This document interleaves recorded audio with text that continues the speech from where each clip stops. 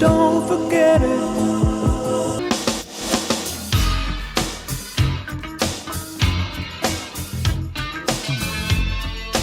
1975 was the year of disco glitter. Soaring ballads and stadium rock. But behind the radio hits, not every song was a celebration. Some of the year's biggest singles carried hidden pain, stories of rejection, addiction, tragedy, even death. So tonight, we're counting down the top 10 heartbreaking hit songs of 1975. By the end, you'll see why the #1 track still brings tears decades later. Number 10, Janis Ian, at 17. I learned the truth at 17, that love was meant for beauty queen. Few songs cut this deep. Janis Ian wrote, at 17, after years of feeling like an outsider, bullied for her looks, rejected by the music industry, and nearly forgotten by the age of 22.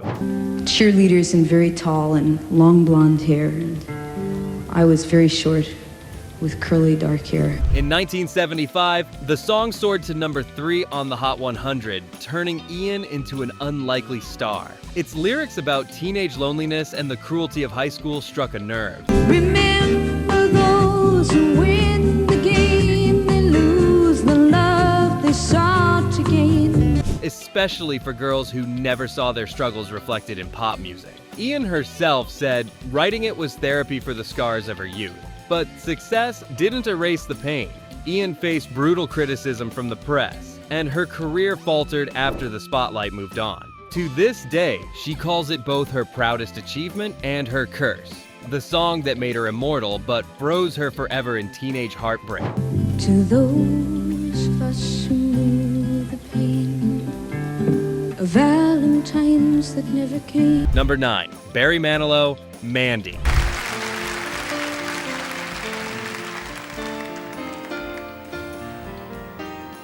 It was Barry Manilow's breakthrough, a #1 smash in January 1975. But Mandy had a strange, sad history. I remember all my life raining down as cold as ice. Originally titled Brandy, the song had been written about a dog, then reworked into a human love ballad. Manilow didn't even want to record it, but when he did, it changed his life. The problem? He grew to resent it. Audiences demanded it at every show, drowning out his other work. You kissed me and stopped me from shaking, and I need you today, amen. Manilow admitted later that he felt chained to the song, trapped by the very hit that made him famous. Behind the lush strings and heartfelt delivery was an artist quietly suffocating, wondering if he'd ever escape Mandy's shadow. The audience heard romance, but Manilow felt resignation. Number 8, 10cc, I'm Not in Love. I'm not in love, so don't forget it. It's one of the most haunting ballads of the decade, but making it nearly destroyed the band. I'm Not in Love wasn't written as a sweeping love song. It was Eric Stewart's attempt to convince himself he wasn't falling for a woman. The studio process was torture. The band layered 256 vocal tracks, spending weeks obsessing over a single sound. By the end, they were exhausted, angry, and barely speaking to each other. Just because I called you up. Yet the song soared to number 2 in the US and number 1 in the UK, cementing 10cc's legacy. Fans swooned over its dreamy atmosphere, but for the band, it symbolized obsession, pressure, and near collapse. A love song that was never about love at all, just denial, recorded at the edge of madness.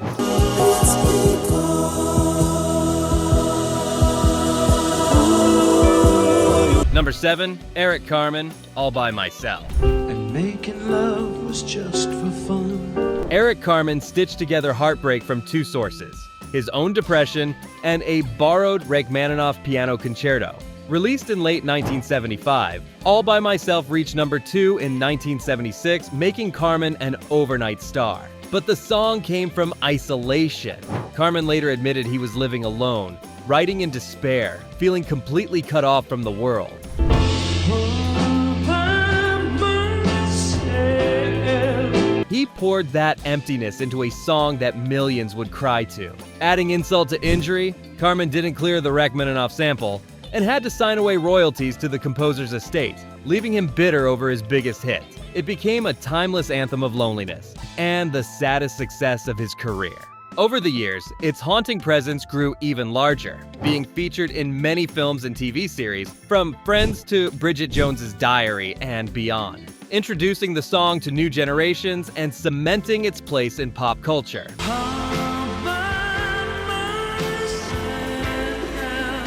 Number 6. David Bowie, Fame.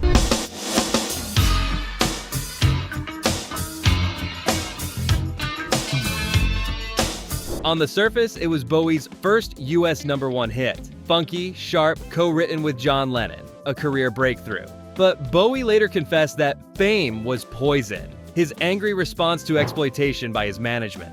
He called it nasty, angry, and bitter, a snapshot of his darkest years.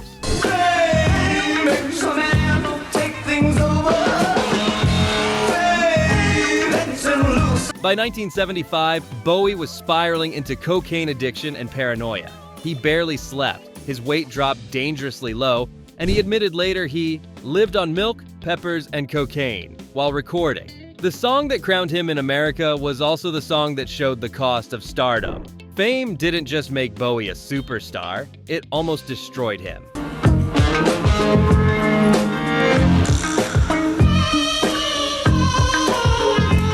Number 5. Olivia Newton-John, Have You Never Been Mellow? There was a time when I was in a hurry as you are. It was sweet, airy, and innocent. A perfect #1 hit in early 1975. Olivia Newton, Have You Never Been Mellow made her America's new sweetheart, floating to the top of the Hot 100. There was a day when I just had to tell my point of view. But behind the image, Olivia was under attack. Critics dismissed her as too soft for rock, and the Grammy she won that year triggered an actual protest from industry insiders who thought she didn't deserve it. Worse, success brought pressure she couldn't escape. Olivia confessed that the sugary image of Mellow stuck to her like glue, forcing her to constantly fight to prove she was more than a lightweight pop singer. Years later, as she battled cancer, fans look back at this song as a bittersweet reminder of her youthful glow, a fragile moment before decades of struggle. Have you never let someone else be strong? Number 4. KC and the Sunshine Band, That's the Way I Like It. That's the way I like it. Disco was king in 1975, and KC and the Sunshine Band wore the crown. Their track, That's the Way I Like It, exploded to #1, turning every dance floor into a glittering celebration. But the high didn't last. Harry Wayne Casey, the group's frontman, later admitted the pressure of sudden stardom pushed him into a spiral of cocaine and alcohol. By the 1980s, he was broke, battling depression, and nearly killed in a car accident.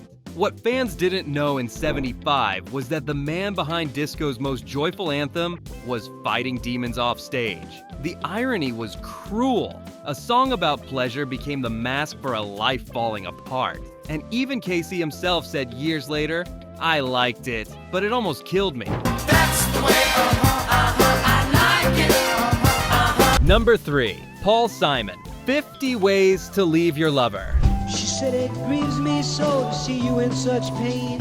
I wish there was something I could do to make you smile again. It sounded playful, a witty, almost cheeky list of ways to exit a relationship. Released in late '75, it climbed to #1 in early 1976. Not my habit to intrude. Furthermore, I hope my meaning won't be lost or misconstrued. But underneath the humor was real heartbreak. Simon had just gone through a painful divorce from Peggy Harper, and this was his way of writing through the bitterness. He admitted the chorus came quickly, but the verses were drenched in his personal pain. Ironically, fans laughed at the song's clever rhymes while Simon felt he was exposing raw wounds. Adding salt to the story, Peggy herself reportedly hated that their private breakup had been immortalized in a chart-topping hit. For Simon, it was both therapy and torment. a hit born of a divorce, forever binding his most clever song to his most painful split.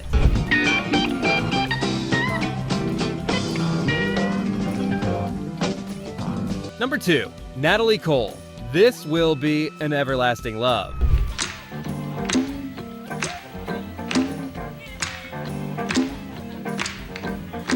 She was 25, vibrant, and full of promise. In 1975, Natalie Cole burst into stardom with This Will Be, a joyful anthem that won her a Grammy and marked her as the next great soul voice. For a moment, it seemed she was destined to carry on the Cole family legacy with ease. But behind the scenes, fame was crushing. This will be an everlasting love. This will be the one I've waited for. Within a few years, Natalie was addicted to heroin and crack cocaine. She later admitted she often pawned her jewelry to buy drugs, a far cry from the radiant young woman who sang of everlasting love. Though she eventually found redemption, the shadow of addiction haunted her entire career. Her first hit was her brightest moment, and the cruelest reminder of how quickly success can unravel. I'm so glad you found me in time, and I'm so glad that you rectified my mind. And finally, number 1, Minnie Riperton, Lovin' You.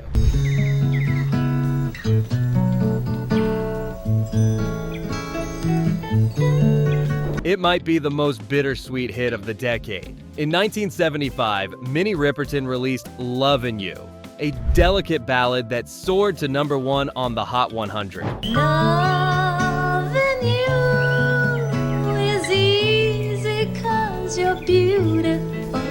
With its bird-like high notes and soft lullaby feel, the song was written as a love letter to her young daughter, Maya, who would later grow up to be actress Maya Rudolph. But just as Minnie was reaching the peak of her career, tragedy struck. In the same year, Lovin' You topped the charts. She was diagnosed with breast cancer. And everything that I do is out of loving you. Doctors gave her 6 months to live. She fought bravely, recording 2 more albums while undergoing treatment, but she died in 1979 at just 31 years old. Even sadder, in early performances, you can hear her sing her daughter's name softly in the background, a detail that now feels like a haunting farewell.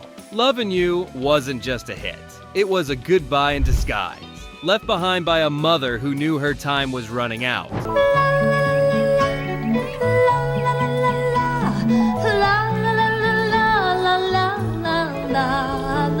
1975 was a year of glitter and gold on the charts. But behind the shine were stories of heartbreak, addiction, loss, and artists who gave everything only to suffer for their own success. These hits weren't just songs. They were cries for help, confessions, and even farewells. Which of these stories hit you the hardest? Drop your thoughts in the comments. And don't forget to subscribe, because next time, we're diving into more hidden tragedies behind the music that shaped our lives.